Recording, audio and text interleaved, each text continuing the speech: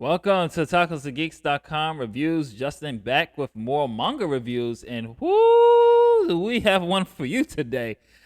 Today we are going to be reviewing Pumpkin Night Volume 1. As always, I give you a brief synopsis, so here we go.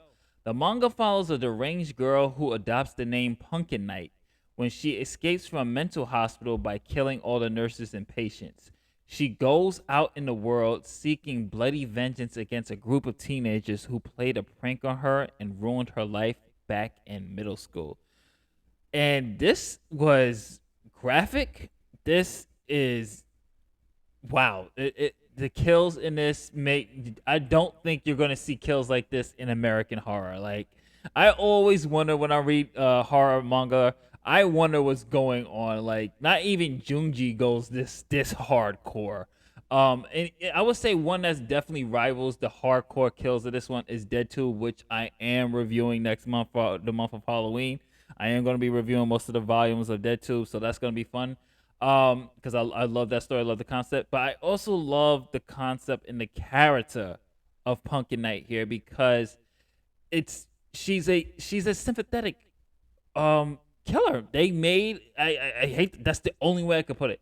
She is very sympathetic. When we were first introduced to her, and credit to the writers for this because you really think it's just like some Michael Myers type of thing. Like, yo, she's just she has mental problems and she's just like this hurricane of evil and she's just going out killing anything and anybody that she sees. But no, her kills actually has a point. And this is going to be a complete spoiler. I'm going to try to keep it mild. Okay, I'll do mild spoilers. I'm going to just do mild spoilers because it's the only way the audience is going to be understanding this character of Pumpkin Night. So we have guys, people, my Japanese is terrible. I think the pronunciation of it is Naoko. um Naoko, I think so. I think I said it right. Naoko.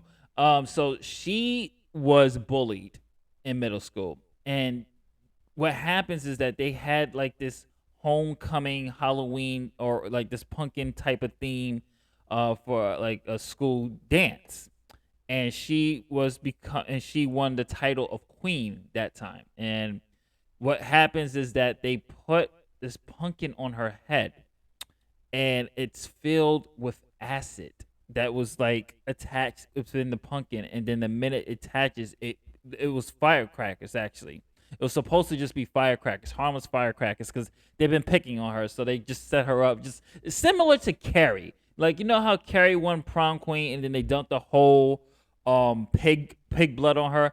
Think of Carrie, but think of it as they're putting a pumpkin on her head, and inside the pumpkin was supposed to be fireworks, but it was actually acid. And this fireworks slash acid just burns her face.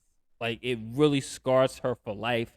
And parents and there's like this conspiracy just to get this girl locked up in a mental institution so she escapes and she's out for revenge.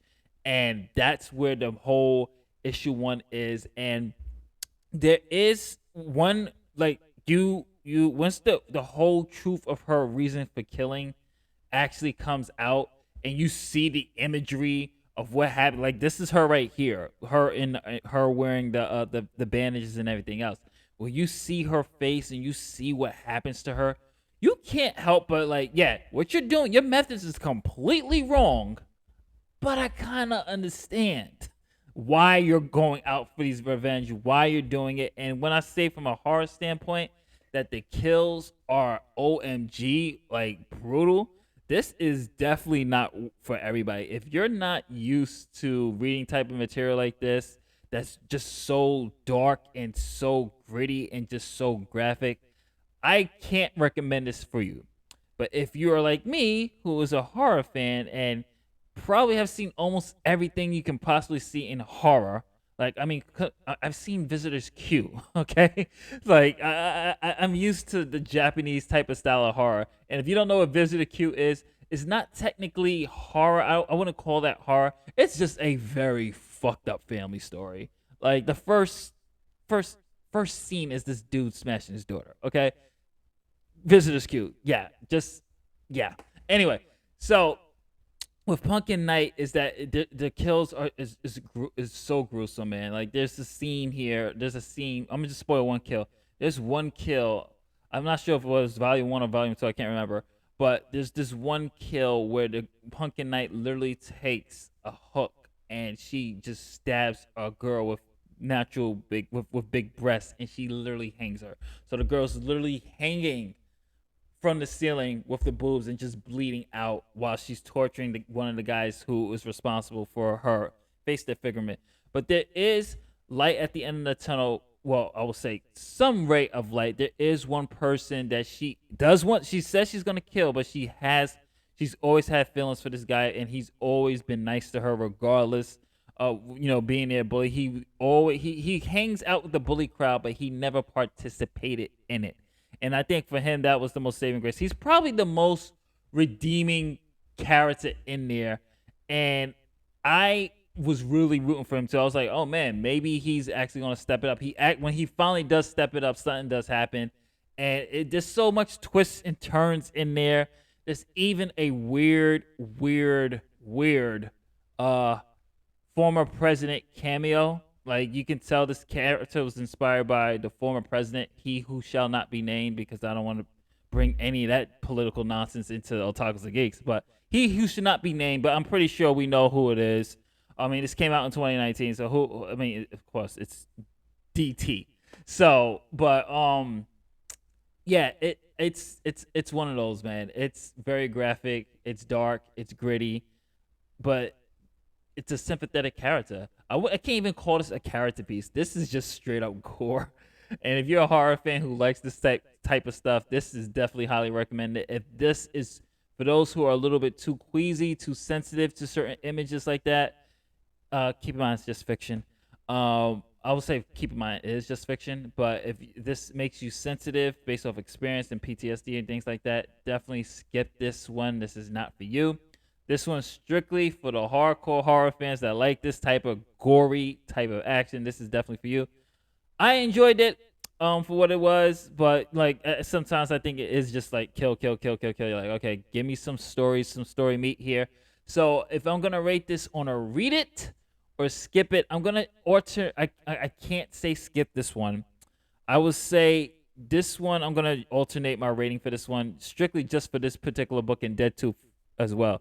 This one is definitely for a particular audience. I enjoyed the hell out of it. I thought it was pretty cool. But definitely for a particular audience, you have to like gore. You have to like this type of serial killer type of horror. Otherwise, this is a definite skip it because it's just mindless violence. It's just mindless kills. But there is some attempt to have some heart in there when it comes to her backstory and what happened to her. And you as an audience reading it, wanted to see some type of justice for her. So this is Justin from otakusandgeeks.com.